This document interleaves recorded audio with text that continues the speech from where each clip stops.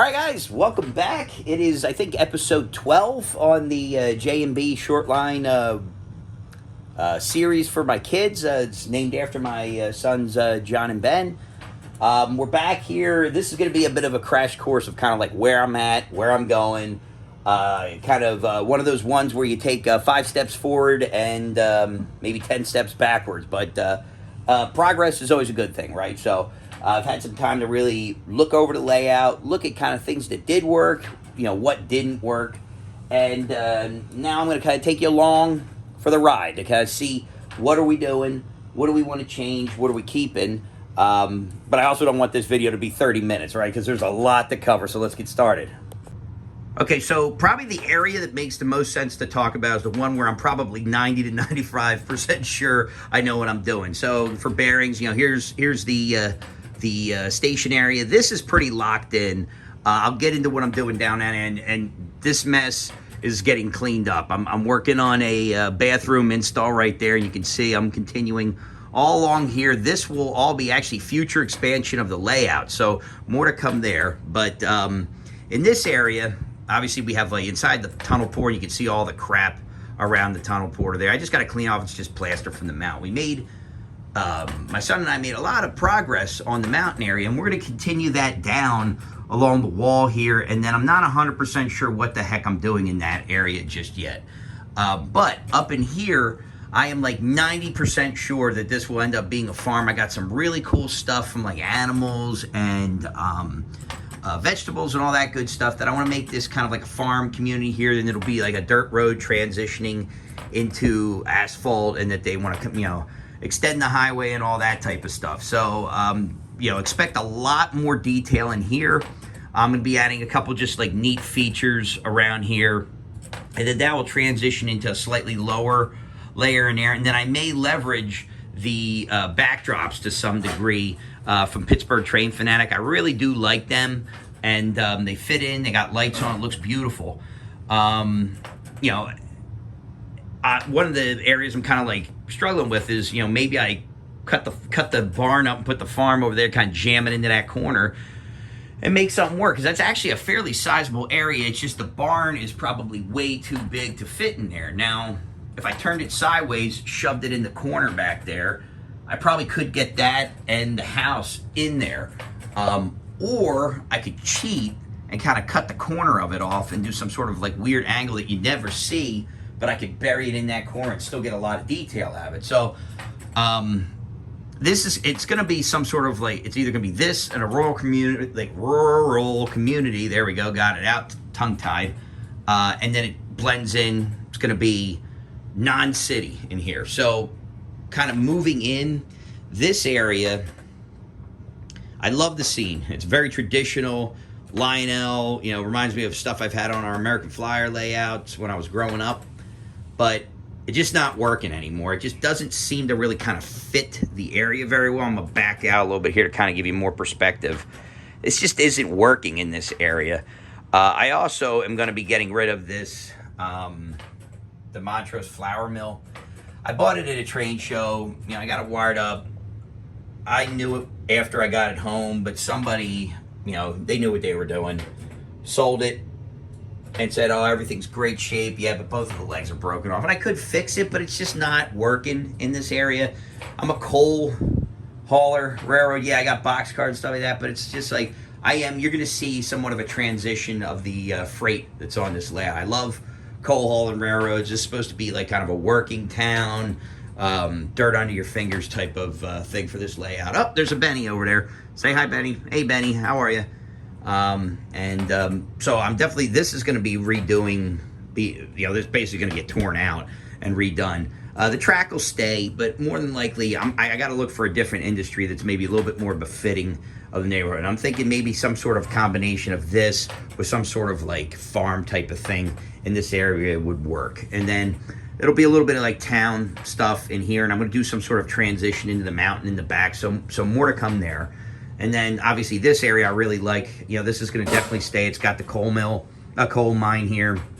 This guy works. I've got this filled out, and I did a little bit of this early on, but this is going to get somewhat, this is going to kind of start rounding out like the areas. One of the things I'm definitely doing is starting at the walls and working my way in. So over here is probably where the biggest change is going to go, because I couldn't really figure out what the heck I wanted to do. And where you going, Benny? You leaving?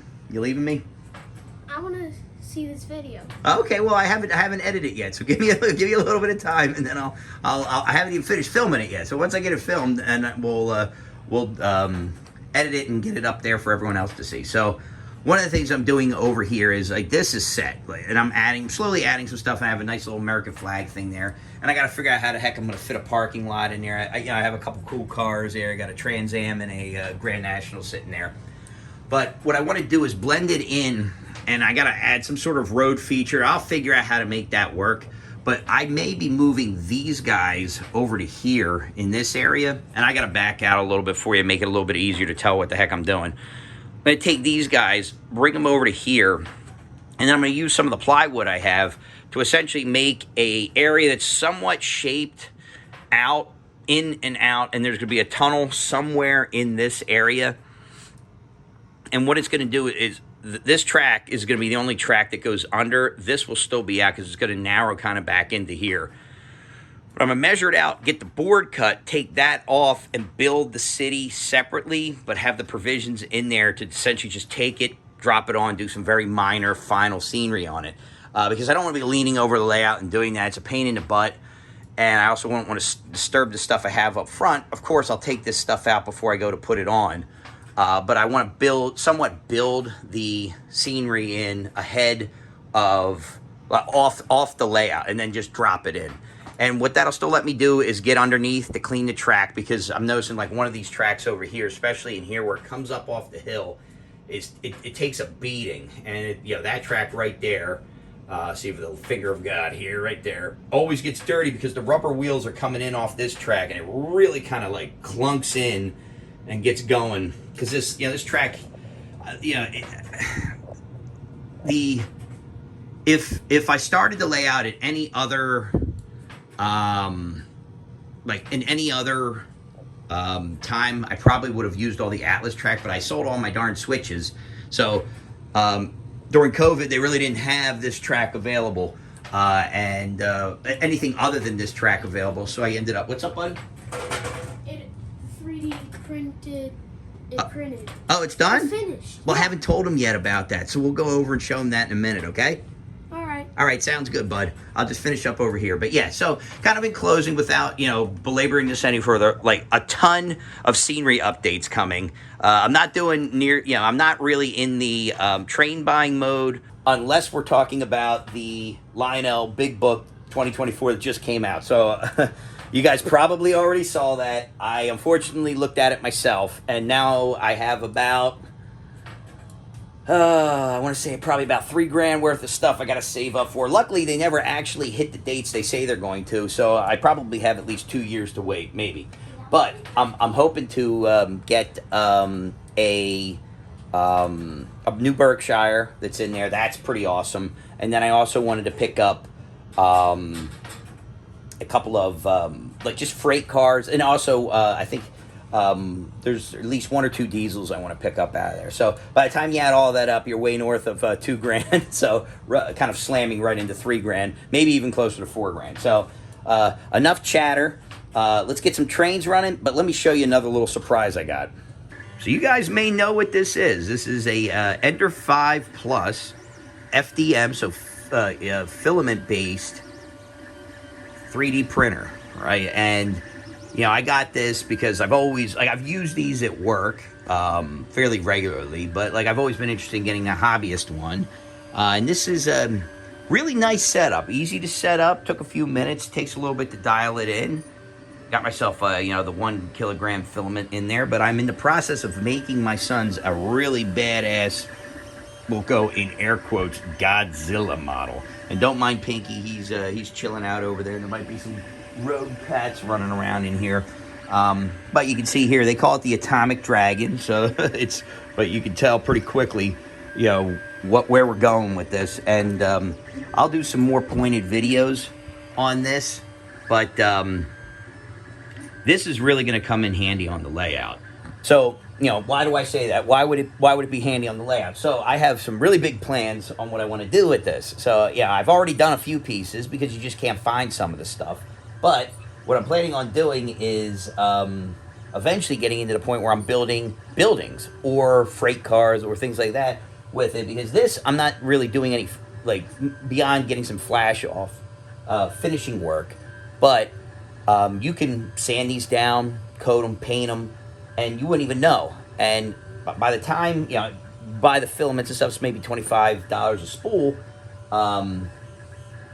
What this ends up doing is really making it cheaper. Yeah, you have to put some sweat equity in it, but you get a really nice product that you yourself are responsible for making. So I want to take you over, show you what I've already done on the layout. So a perfect example of just the simplicity of, why have a 3D printer, right?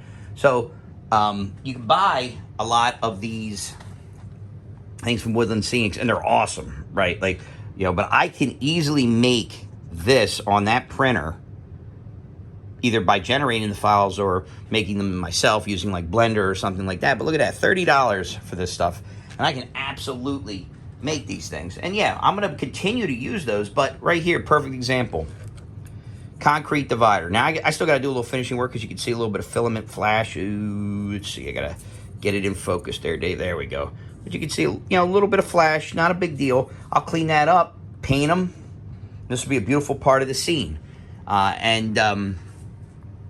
It allows me to do a lot of really cool things, fences, things like that. But like I said, eventually I'm going to get into building buildings and adding things, backdrop pieces, stuff like that I can't get to really fit, but I can, I could make a building that fits beautifully in that corner and does exactly what I want.